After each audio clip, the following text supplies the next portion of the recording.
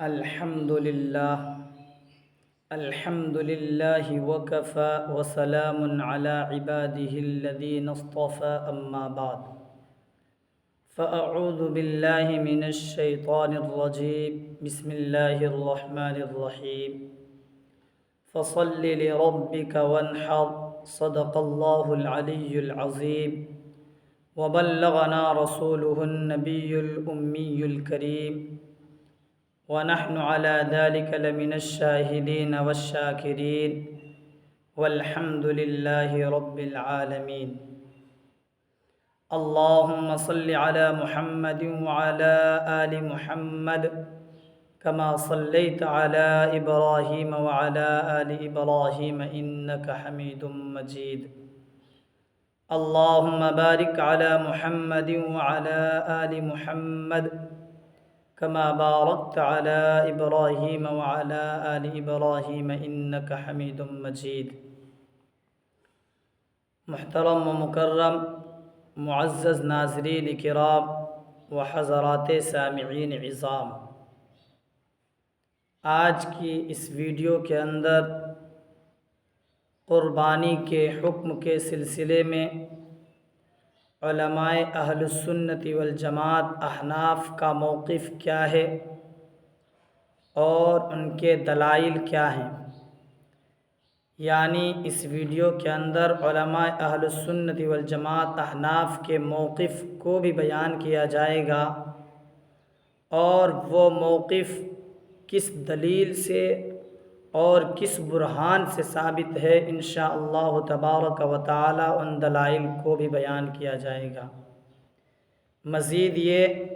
کہ جو فرقہ باطلہ کی طرف سے اور لوگوں کی طرف سے اہل السنت والجماعت احناف کے موقف کے دلائل پر جو اعتراضات و شبہات پیش کیے جاتے ہیں، انشاءاللہ تبارک و تعالی اس ویڈیو کے اندر ان اعتراضات و شبہات کا جواب بھی دیا جائے گا۔ تو یاد رکھیں، قربانی کے حکم کے سلسلے میں علماء اہل السنت والجماعت احناف کا موقف یہ ہے کہ قربانی کرنا واجب ہے، اور اس موقف کو ایک بہت بڑے مشہور عالم اور بہت بڑے فقیہ جو حنفی ہیں، جو حنفیت سے تعلق رکھتے ہیں، جن کا نام علامہ فخر الدین بتایا جاتا ہے، وہ اپنی کتاب تبیین الحقائق کے کتاب الاضحیہ میں حنفی موقف کو قربانی کے حکم کے سلسلے میں اپنی کتاب میں تحریر فرماتے ہیں۔ وہ علامہ فخر الدین ابو محمد عثمان بن علی الزیلعی الحنفی رحمہ اللہ، المتوفی 743 ہجری، اپنی کتاب تبیین الحقائق للزیلعی جلد 6 صفحہ 2 کتاب الاضحیہ کے تحت ایک عبارت نقل فرماتے ہیں: تجب علی حر مسلم مقیم موسر عن نفسه لا عن طفله شأت او سبع بدنة یوم النحر الى آخر ایامه۔ 10 ذی الحجہ سے لے کر قربانی کے آخری دن یعنی 12 ذی الحجہ تک ہر ایسے شخص پر قربانی کرنا واجب ہے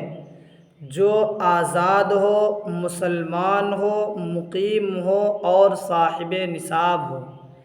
لیکن اس میں یاد رکھنے کی بات یہ ہے کہ قربانی کرنا اس شخص پر صرف اس کی ہی ذات کی طرف سے واجب ہوگا، ان کے بچوں کی طرف سے اس پر قربانی کرنا واجب نہیں ہوگا۔ یہ تو ہم اہل سنت والجماعت احناف کا موقف ہے۔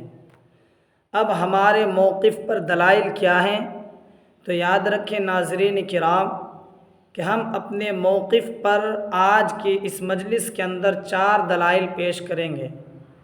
جن 4 میں سے ایک دلیل اللہ کے قرآن میں موجود ہیں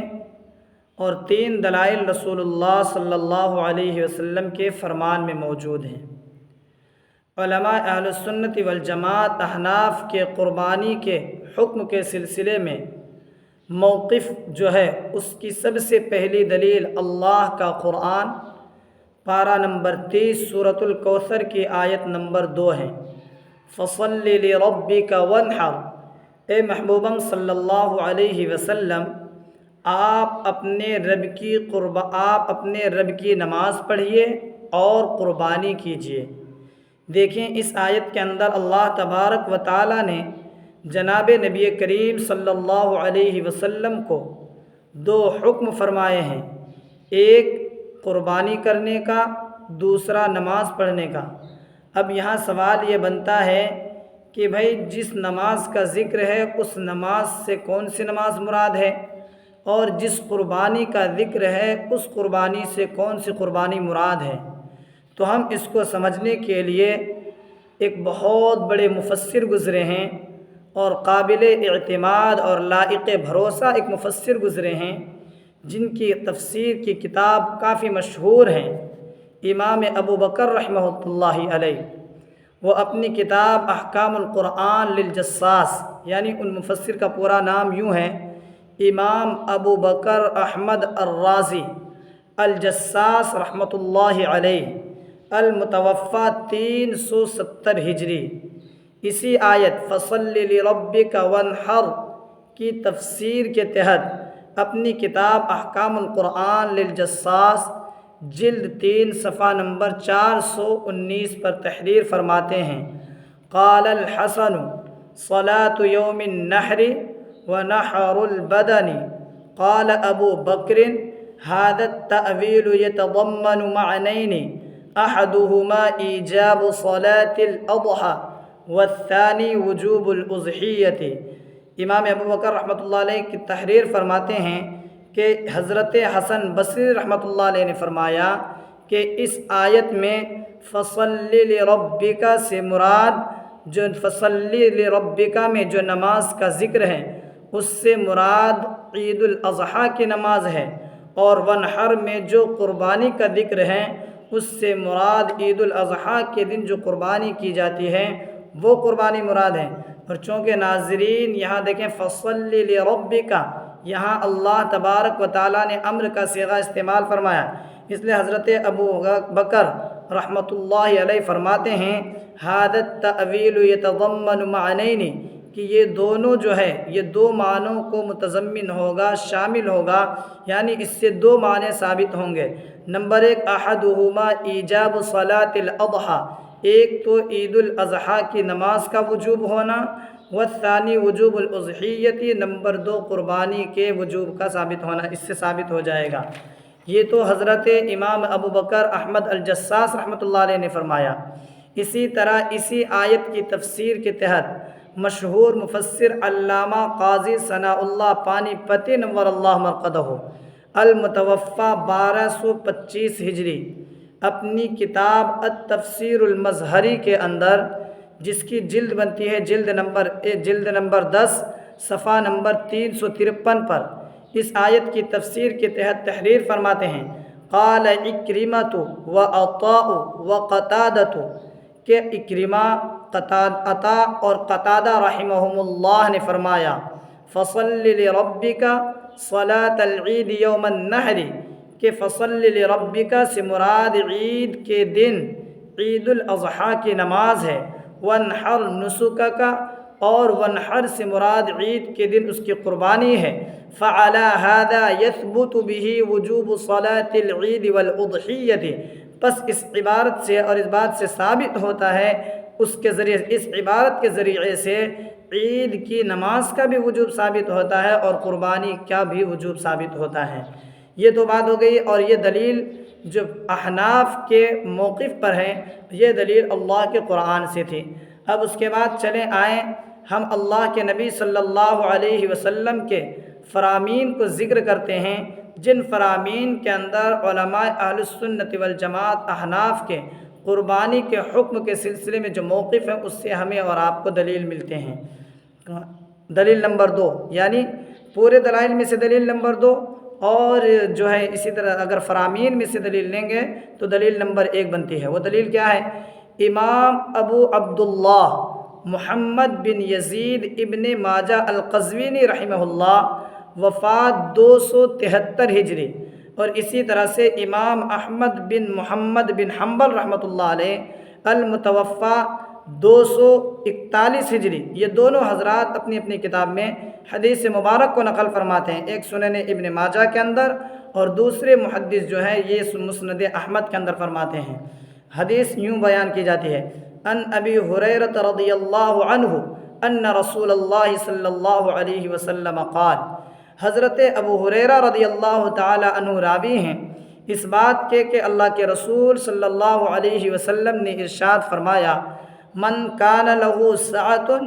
جو شخص کے وسعت رکھتا ہو یعنی قربانی کرنے کی گنجائش رکھتا ہو، ولم یضحی، اور وہ شخص پھر بھی قربانی نہ کرے، فلا یقربن مصلانا، تو اس شخص کو چاہیے کہ عید کے دن ہماری عیدگاہ کے قریب بھی نہ آئے۔ یعنی عید کے دن اس لیے کہہ رہا ہوں میں کیونکہ عید کے ہی دن قربانی ہم کرتے ہیں، اس لیے عیدگاہ کے قریب بھی نہ آئے، ورنہ حدیث کے اندر عید کے دن کا لفظ موجود نہیں ہے۔ اور میں نے ترجمہ جو عید کا دن کیا ہے وہ اس لیے چونکہ ہم قربانی اور عید کی نماز وغیرہ جو پڑھتے ہیں وہ عید کے ہی دن پڑھتے ہیں، اس لیے ہم نے عید کیا، اور عید سے مراد یہاں عید الفطر نہیں بلکہ عید الاضحیٰ۔ اس کے بعد دیکھیں اب ہمارا استدلال کیا اس حدیث سے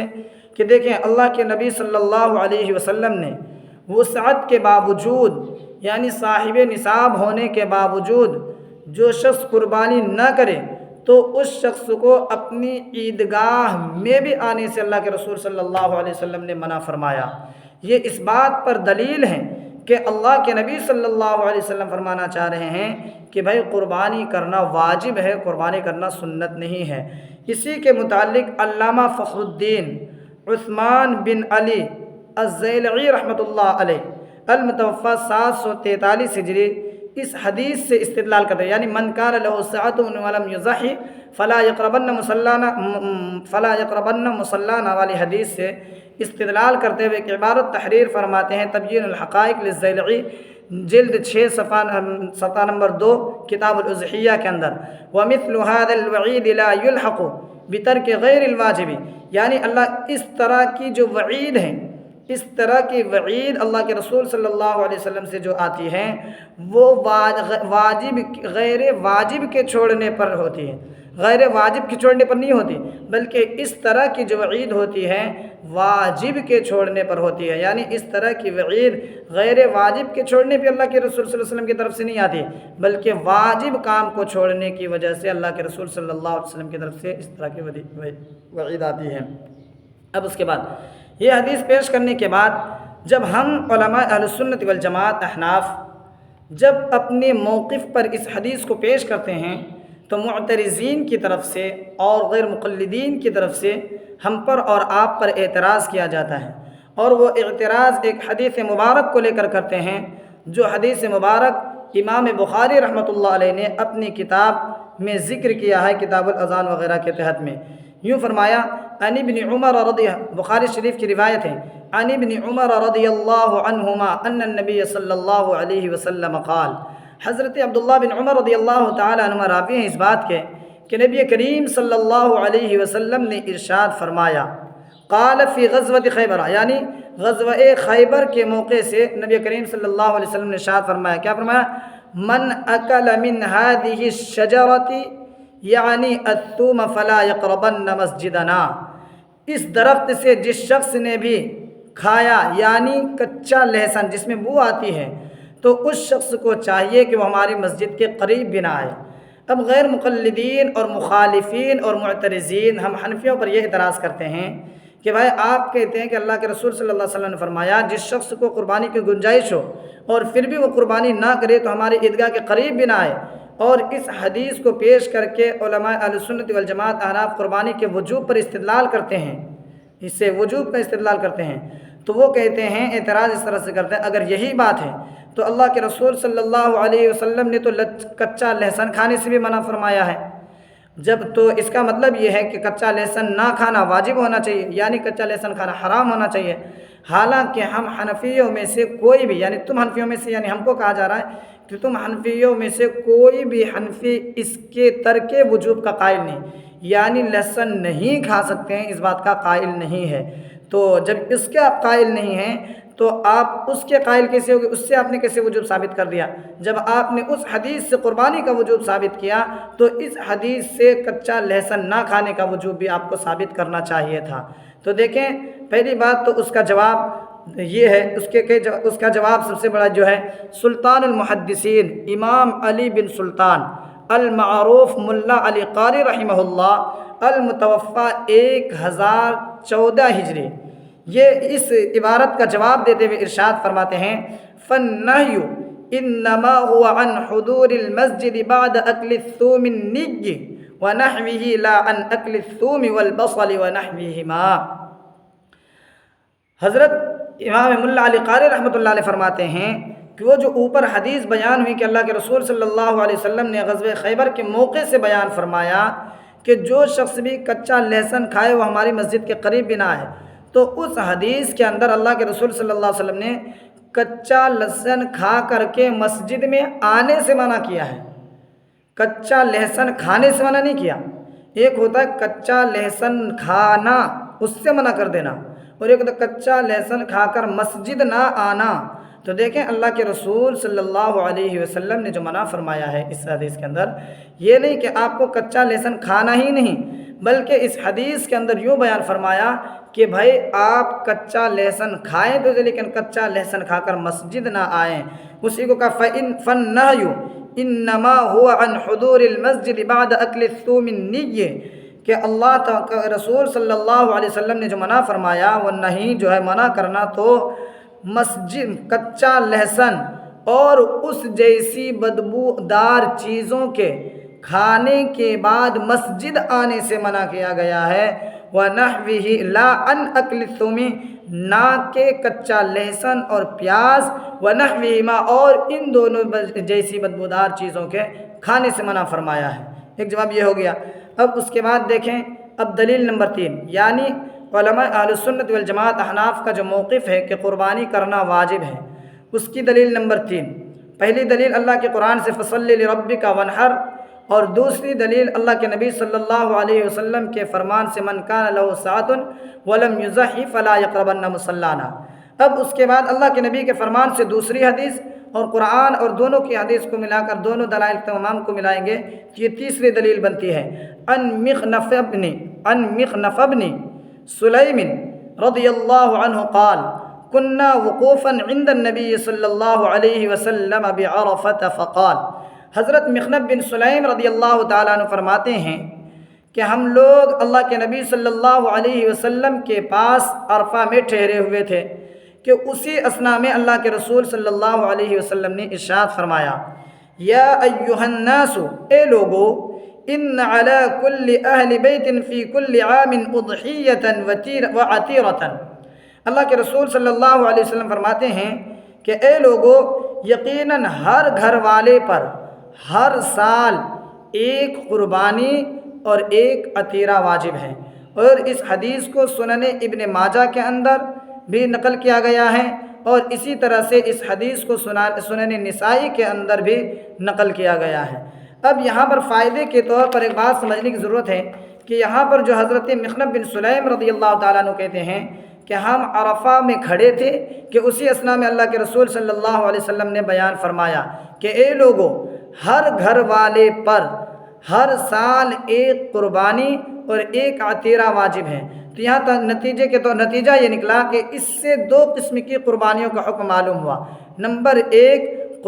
عید الاضحیٰ کی قربانی، اور نمبر 2 ایک عتیرے کی قربانی۔ یہاں پر فائدے کے طور پر ایک بات سمجھیں کہ قربانی کیا ہے اس کو تو ہم اور آپ اچھی طرح جانتے ہیں، لیکن عتیرہ کیا ہے عام طور پر لوگ اس سے واقف نہیں ہوتے ہیں۔ تو یاد رکھیں، عتیرہ اس قربانی کو کہا جاتا ہے جو زمانے جاہلیت میں رجب کے مہینے میں لوگ بتوں کے نام پر کرتے تھے، یعنی مشرکین جو ہیں، اور جو اللہ کے نبی صلی اللہ علیہ وسلم اور اسلام کے جو دشمن تھے، جو مشرکین تھے، بتوں کے پجاری تھے، وہ اسلام سے پہلے رجب کے مہینے میں اپنے بتوں کے نام پر ایک جانور ذبح کیا کرتے تھے جس کو عطیرہ کہا جاتا ہے۔ پھر اللہ کے رسول صلی اللہ علیہ وسلم کے تشریف لانے کے بعد اور اسلام کے آ جانے کے بعد اللہ کے رسول صلی اللہ علیہ وسلم نے اس عطیرے کی قربانی کو جاری رکھا، لیکن اللہ کے رسول صلی اللہ علیہ وسلم نے یہ بھی کہہ دیا کہ یہ عطیرے کی قربانی آپ تو کریں گے، لیکن یہ عطیرہ جو آپ کریں گے یہ بتوں کے نام پر نہیں بلکہ اللہ رب العزت کے نام پر ہوگے۔ اور پھر اس کے بعد میں یہ بھی منسوخ کر دیا گیا، یعنی جو عطیرہ قربانی اللہ کے رسول صلی اللہ علیہ وسلم کے زمانے میں جو رہا، عطیرہ کرتے تھے، ہم کرنے کا حکم دیا اللہ نے صحابہ کرام کو، لیکن بعد میں اس کو بھی اللہ کے رسول صلی اللہ علیہ وسلم نے منسوخ قرار دیا۔ اور اس منسوخیت کی دلیل لاتے ہیں امام ابو عبد الرحمن احمد بن شعیب بن علی النسائی رحمۃ اللہ علیہ، المتوفى 303 ہجری، حدیث مبارک نقل کرتے ہیں، عن ابی ہریرہ رضی اللہ عنہ قال نہا رسول اللہ صلی اللہ علیہ وسلم عن الفرع والعطیرۃ سنن النساء جلد 2 صفحہ نمبر 188 کتاب الفرع والعطیرہ، کہ حضرت ابو ہریرہ رضی اللہ تعالیٰ عنہ فرماتے ہیں کہ اللہ کے رسول صلی اللہ علیہ وسلم نے فرع سے بھی ہمیں منع کر دیا اور عطیرہ سے بھی منع کر لیا۔ ناظرین، ابھی آپ نے قربانی تو جانتے تھے پہلے سے، اور عطیرہ ابھی آپ نے عطیرہ بھی جانا، لیکن اس حدیث میں جس میں اللہ کے رسول صلی اللہ علیہ وسلم سے منسوخیت کو ثابت کیا جا رہا ہے، اس کے اندر ایک لفظ عطیرہ آیا۔ اب عطیرہ تو پہلے سے معلوم تھا، اور ایک لفظ فرع بھی آیا، تو یہ فرع کیا ہے اس کے متعلق یاد رکھیں۔ فرع اس بچے کو کہا جاتا تھا جو اونٹنی کی پہلی بچی ہوتی تھی، جو ہر وہ اونٹنی جو سب سے پہلی بچی جنتی تھی، اس بچے کو جو بچہ جنتی تھی وہ اونٹنی، اس بچے کو مشرکین اور بتوں کے پجاری بتوں کے نام پر اسے ذبح کیا کرتے تھے، اور اسی بچے کو فرع کہا جاتا تھا۔ تو دیکھیں اللہ کے رسول صلی اللہ علیہ وسلم نے فرع سے بھی منع کر دیا، اور اللہ کے رسول صلی اللہ علیہ وسلم نے عطیرے سے بھی منع کر دیا۔ اب یہ کوئی واجب نہیں ہے۔ اس کے بعد اب چلیں، پھر اس کے بعد جو ہے یہ جو روایت ابھی بیان کی گئی ہے کہ علماء اہل سنت والجماعت احناف کا جو موقف ہے کہ قربانی کرنا واجب ہے، اور اس پر ایک دلیل اللہ کے نبی کے حدیث سے بھی اور اللہ کے قرآن سے بھی لائی گئی، لیکن اس میں سے ایک حدیث ابھی جو آپ کے سامنے بیان کی گئی ہے، اور یہ حدیث جو سنن ابن ماجہ اور اسی طرح سے سنن نسائی سے حضرت مخنب بن سلیم رضی اللہ تعالی عنہ والی جو حدیث بیان کی گئی ہے، اس کے بارے میں معترضین اور اسی طرح سے مخالفین کی طرف سے ایک اعتراض ہوتا ہے، ایک شبہ پیش کیا جاتا ہے کہ دیکھیں یہ جو حضرت مخنب بن سلیم رضی اللہ تعالیٰ عنہ ہے، اس حدیث کو کبھی تو موقوفاً بیان کرتے ہیں اور کبھی اس حدیث کو مرفوعاً بیان کرتے ہیں، یعنی اس حدیث کو کبھی حضرت مخنب بن سلیم اللہ کے رسول صلی اللہ علیہ وسلم تک پہنچاتے ہیں، اور کبھی اس حدیث کو حضرت مخنب بن سلیم رضی اللہ تعالیٰ عنہ اپنے ہی پاس روک لیتے ہیں، یعنی یوں کہہ دیتے ہیں کہ تم قربانی کرو، تم ہر سال قربانی کرو، یوں کہہ دیتے تھے۔ تو اب دیکھیں اس میں یہ لوگ اب معترضین یہ اعتراض کرتے ہیں کہ کبھی تو حضرت مخنب بن سلیم اس حدیث کو اللہ کے رسول تک پہنچاتے ہیں اور کبھی اپنی طرف سے بیان کر دیتے ہیں، تو یہ جب اللہ کے رسول صلی اللہ علیہ وسلم تک پہنچائے تب تو وہ حدیث مرفوع کہلائی، لیکن جب حدیث کو انہوں نے اپنے ہی تک رکھا، اس سے آگے نہیں بڑھایا، تو وہ حدیث موقوف کہلائی۔ لہٰذا ایک مرتبہ موقوف بیان کر رہے ہیں اور ایک مرتبہ مرفوع بیان کر رہے ہیں، لہٰذا اس حدیث کے اندر علت پائی گئی، اس لیے یہ معلل ہو گیا، اور معلل حدیث قابل قبول نہیں ہے۔ تو اس حدیث کے اوپر یہ اعتراض اور یہ شبہ پیش کیا جاتا ہے۔ تو یاد رکھیں اس کے کئی جوابات ہیں، 3 جواب اس کے دیے گئے ہیں مفسرین نے، اور معاف کیجیے گا محدثین نے اور شارحین حدیث نے اس اعتراض کا جو ہے 3 جواب دیا ہے۔ جواب نمبر 1 یہ یاد رکھیں، اصول حدیث کا قاعدہ ہے کہ اگر ایک ہی راوی ایک حدیث کو ایک وقت مرفوعاً بیان کرے اور دوسرے وقت میں اسی حدیث کو موقوفاً بیان کرے، تو فقہاء و محدثین کے یہاں راجح یہ ہے کہ حدیث کے مرفوع ہونے کا حکم لگا دیا جائے گا۔ یعنی اصول حدیث کا قاعدہ ہے کہ اگر کوئی راوی ایک حدیث کو مرفوعاً بیان کرے اور اسی حدیث کو دوسری مرتبہ موقوفاً بیان کرے، تو فقہاء و محدثین کا اصول یہ ہے اور راجح یہ بات قرار دی جاتی ہے کہ اس حدیث پر جو حکم لگائیں گے وہ حکم مرفوع ہونے کا لگائیں گے، نہ کہ موقوف ہونے کا، اور اس کی وجہ یہ ہے کہ یہی زیادہ فقہ ہے، اور جو زیادہ فقہ ہوتی ہے وہی مقبول ہوتی ہے۔ اور اس اصول کو امام ابو زکریا یحییٰ بن شرف النووی رحمۃ اللہ علیہ المتوفیٰ 676 ہجری تحریر فرماتے ہیں، والصحیح طریقۃ الاصولیین والفقہاء والبخاری ومسلم ومحققی المحدثین انہ یحکم بالرفع والاتصال لأنها زیادۃ ثقۃ، والصحیح طریقۃ الاصولیین، اور اصولیین کا صحیح طریقہ یہ ہے، اصولیین سے مراد اور اصولیین کا صحیح طریقہ یعنی فقہا، محدثین، امام بخاری، امام مسلم اور دیگر محدثین کا طریقہ یہ ہے کہ وہ فرماتے ہیں انہ یحکم بالرفع، کہ ایسی صورت میں یعنی کہ جب ایک راوی ایک حدیث کو مرفوعاً بیان کرے اور ایک وہی راوی اسی حدیث کو موقوفاً بیان کرے یا مرفوعاً دونوں کا کرے، تو انہ یحکم بالرفع والاتصال، تو حکم لگایا جائے گا مرفوع اور متصل ہونے کا، کیوں؟ لأنها زیادۃ ثقۃ، اس لیے کہ وہی زیادہ ثقہ ہے۔ اور اس بات کو امام ابو زکریا یحییٰ بن شرف النووی رحمۃ اللہ علیہ نے اپنی کتاب شرح مسلم للنووی کے اندر اس طرح سے تحریر فرمایا ہے، جس کی جلد نمبر 1 بنتی ہے، صفحہ نمبر 256 بنتا ہے۔ اس کے بعد دیکھیں، ایک تو جواب یہ دیا گیا ہے جب مرفوع ہو یا علت ہو، دوسرا جواب اس کا امام ابو الفضل جلال الدین عبد الرحمن بن کمال الدین ابو بکر بن محمد سیوطی رحمۃ اللہ علیہ المتوفیٰ 911 ہجری تحریر فرماتے ہیں کہ دیکھیں، یہ جو معترضین اعتراض کرتے ہیں کہ حضرت مخنب بن سلیم رضی اللہ تعالیٰ عنہ اس حدیث کو، جس میں اللہ کے رسول نے کہا کہ اے لوگو، ہر گھر والے پر ہر سال ایک قربانی اور ایک عطیرہ واجب ہے، اس حدیث کو حضرت مخنب بن سلیم کبھی موقوفاً بیان کرتے ہیں، کبھی مرفوعاً بیان کرتے ہیں، تو یہ علل پائی گئی، تو اس کا ایک جواب آپ نے سماعت کر لیا۔ دوسرا جواب امام ابو الفضل جلال الدین عبد الرحمن بن کمال الدین بن ابو بکر بن محمد السیوطی رحمۃ اللہ علیہ المتوفیٰ 911 ہجری تحریر فرماتے ہیں اپنی کتاب تدریب الراوی صفحہ 223 میں، النوع الثانی عشر التدلیس کے تحت کیا ہے وہ عبارت؟ قال الماوردی، ماوردی نے کہا، لا تعارض بین ما ورد مرفوعا مرۃ ومرفوعا علی الصحابی اخرى، اس بات میں کوئی تعارض، امام ماوردی فرماتے ہیں کہ روایت کے مرفوع یا موقوف بیان ہونے میں کوئی تعارض نہیں ہے، کوئی اعتراض نہیں ہے، کیوں؟ اس لیے کہ علی الصحابی اخرى لأنه يكون قد رواه، لأنه يكون قد رواه وأفتى به، اس لیے کہ بسا اوقات ایسا ہوتا ہے کہ بعض مرتبہ راوی روایت بیان کرتے ہیں اور بعض مرتبہ کبھی ایسا ہو جاتا ہے کہ راوی اس وقت روایت بیان نہیں کرتے بلکہ اس روایت سے فتویٰ بیان کرتے ہیں، تو ظاہر سی بات ہے جب فتویٰ بیان کریں گے تو اپنے تک محدود رکھیں گے، اور روایت بیان کیا تو انہوں نے اللہ کے رسول صلی اللہ علیہ وسلم تک پہنچایا، تو لہٰذا یہ اعتراض کرنا کہ حضرت مخنب بن سلیم رضی اللہ تعالیٰ عنہ اس حدیث کو کبھی مرفوعاً بیان کرتے ہیں، کبھی موقوفاً بیان کرتے ہیں، لہٰذا اس کے اندر علت پائی گئی اور یہ معلل ہو گئے، لہٰذا یہ قابل قبول نہیں ہے، اس طرح کا اعتراض صحیح نہیں، اس کا جواب دے دیا گیا ہے۔ تیسرا جواب یہاں یہ دیا گیا ہے،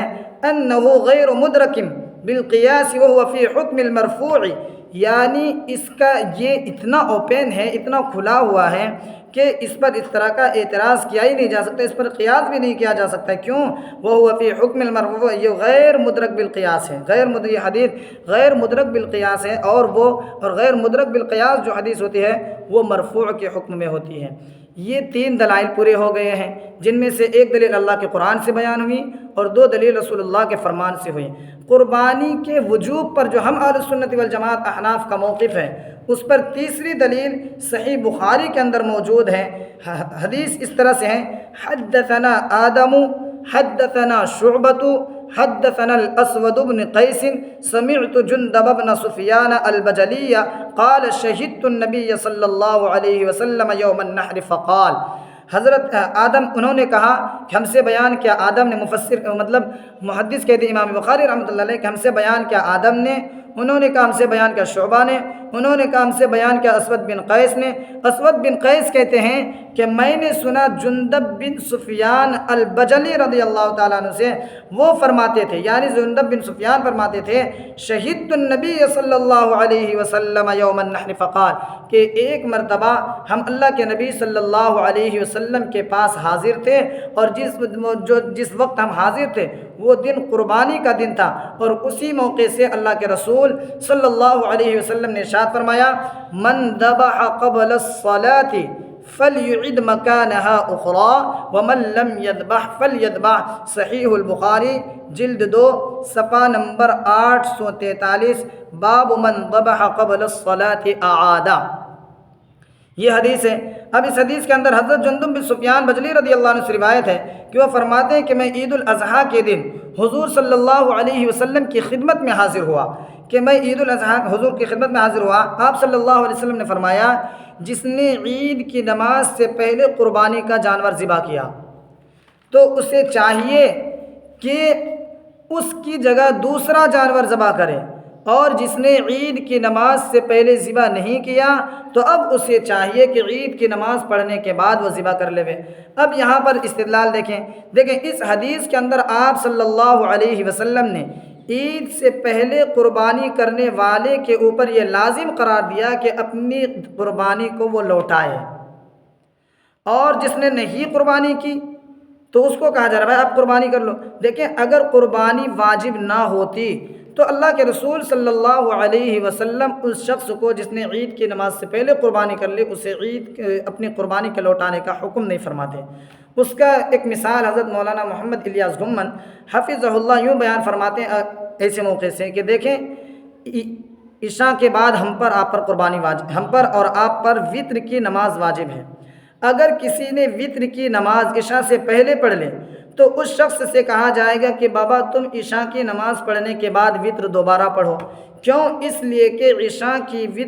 کے بعد جو وطر پڑھی جاتی ہے وہ واجب ہے، اور اس کا وقت عشاء کی نماز کے بعد ہے، اور ہم نے پڑھ لی ہے عشاء سے پہلے۔ دیکھیں اگر وہ وطر واجب نہیں ہوتا تو ہم کہہ سکتے تھے بھائی سنت ہی تو ہے، پڑھ لیا کوئی بات نہیں، جس کا دل چاہے پڑھ لو اور جس کا دل نہ چاہے نہ پڑھو، لیکن ہم کہتے ہیں نہیں پڑھنا ہی پڑے گا کیونکہ واجب ہے۔ ٹھیک اسی طرح دیکھیں قربانی کرنا واجب تھا، یہی وجہ کہ اللہ کے رسول صلی اللہ علیہ وسلم نے فرما دیا کہ جس شخص نے عید کی نماز سے پہلے قربانی کر لی ہے اس شخص پر لازم ہے، اس شخص کو چاہیے کہ اپنی قربانی کو دوبارہ کرے۔ وَمَن لَّمْ يَذْبَحْ فَلْيَذْبَحْ، اور جس نے ابھی تک قربانی نہیں کی ہے وہ عید کے نماز سے فارغ ہونے کے بعد وہ قربانی کر لے۔ یہ وہ دلائل تھے، 4 دلائل جو ایک اللہ کے قرآن میں موجود ہیں اور 3 دلائل رسول اللہ صلی اللہ علیہ وسلم کے فرمان میں موجود ہیں، اور ان کے علاوہ بھی دلائل ہوں گے، لیکن میرے علم میں جہاں تک دلیلیں تھیں میں نے وہ آپ حضرات کے روبرو رکھا،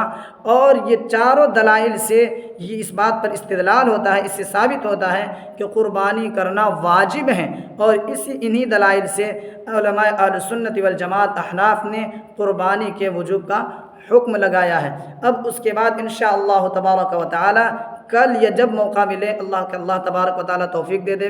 تو انشاءاللہ قربانی کے حکم کے سلسلے میں جو غیر مقلدین ہم پر اور آپ پر اعتراض کرتے ہیں اور ہماری عوام کو بہکانے کی کوشش کرتے ہیں، انشاءاللہ ان کے موقف کو بھی سامنے رکھیں گے، اور وہ جو اپنے موقف پر جو دلائل دیتے ہیں انشاءاللہ تبارک و تعالی اصول حدیث اور اصول فقہ اور اسی طرح سے جو بھی اصول ہیں ان تمام اصول کی روشنی میں ان کے دلیل کو توڑنے کی کوشش کریں گے، اور انشاءاللہ تبارک و تعالی اپنے موقف کو پیش کرنے کی کوشش کریں گے۔ پوری تقریر کا خلاصہ یہ ہوا کہ یاد رکھیں قربانی کے حکم کے سلسلے میں علماء اہل سنت والجماعت احناف کا موقف یہ ہے کہ قربانی کرنا واجب ہے، اور اس کے لیے علامہ فخر الدین صاحب رحمۃ اللہ علیہ کی میں نے عبارت پیش کی تھی تجب علی حر مسلم مقیم موسر عن نفسه لا عن طفله شأت او سبع بدنة یوم النحر الى آخر ایامه، کہ یہ کب واجب ہے؟ قربانی کے دن 10 ذی الحجہ سے لے کر قربانی کے آخری دن 12 ذی الحجہ تک ہر ایسا شخص جو مسلمان ہوگا، آزاد ہوگا، مقیم ہوگا، ٹھیک ہے، اور صاحب نصاب ہوگا، تو اس شخص پر قربانی واجب ہوگی۔ اور ہمارے اس موقف پر دلیل اللہ کے قرآن میں بھی موجود ہے، ہمارے اس موقف پر دلیل اللہ کے نبی صلی اللہ علیہ وسلم کے فرمان پر بھی موجود ہے۔ اللہ تبارک و تعالی ہمیں اور آپ کو ان باتوں پر عمل کرنے کی توفیق عطا فرمائے، ان دلائل کو دوسروں تک پہنچانے کی توفیق عطا فرمائے، اور ہمارے لیے اس دلائل کو اور اس موقف کے بیان کرنے کو آخرت میں نجات کا ذریعہ، اور آپ حضرات کے لیے اس پورے بیان کو اور موضوع کو سننے کے لیے آخرت میں نجات کا ذریعہ بنائے۔ آمین۔ اقول قولی ھذا واستغفر اللہ لی ولکم ولسائر المسلمین فاستغفروہ انہ هو الغفور الرحیم، وآخر دعوانا ان الحمد للہ رب العالمین۔